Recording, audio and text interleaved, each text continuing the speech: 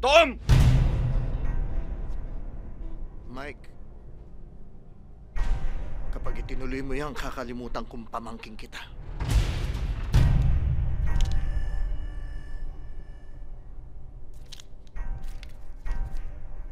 Nagpunta ako dito, Mike, para masiguro ang kaligtasan niyo magkakapatid.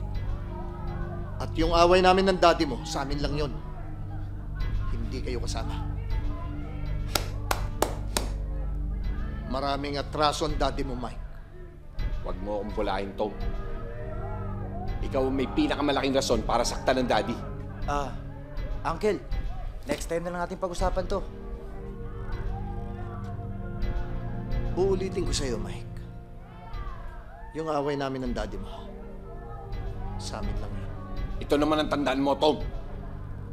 Kung sino kaaway ng daddy ko, kaaway ko rin.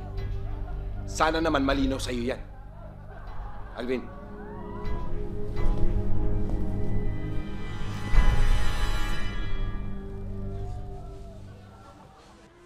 Cheers.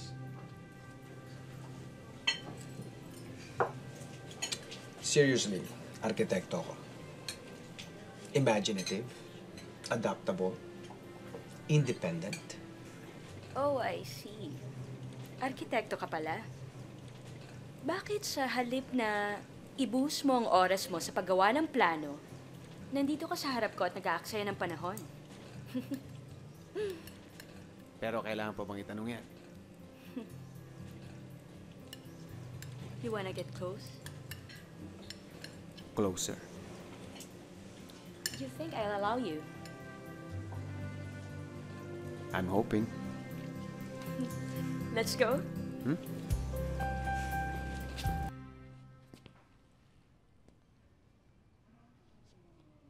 Alvin! Kuya Mike, Ano yan? may pinag-uusapan lang kami ni Uncle Tom. Oo nga. Pumasok ka sa loob. Pero kuya, Pumasok ka sa loob.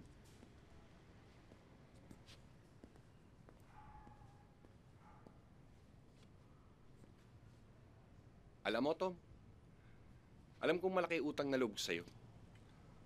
Lahat ng sinasalo mo ako.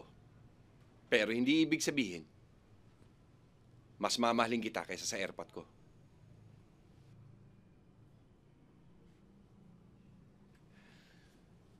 Huwag mong sabihing tsuhin kita. At huwag mong sasabihing pulis ka. Papatulang kita. Ano sabi mo, Mike? Pakiulit mo nga. Tom, kung di dahil sa airpot ko, wala kang pera, wala kang bahay, wala kang kotse. Nanlilimahid ka pa rin. Oo nga. Pero alam mo ba kung ano kapalit nun? Prinsipyo ko. Dignidad ko. Buong pagkatao ko. Tapusin na natin to, Tom.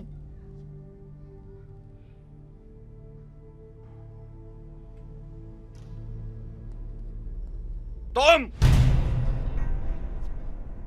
Mike, kapag itinuloy mo yan, kakalimutan kong pamangking kita.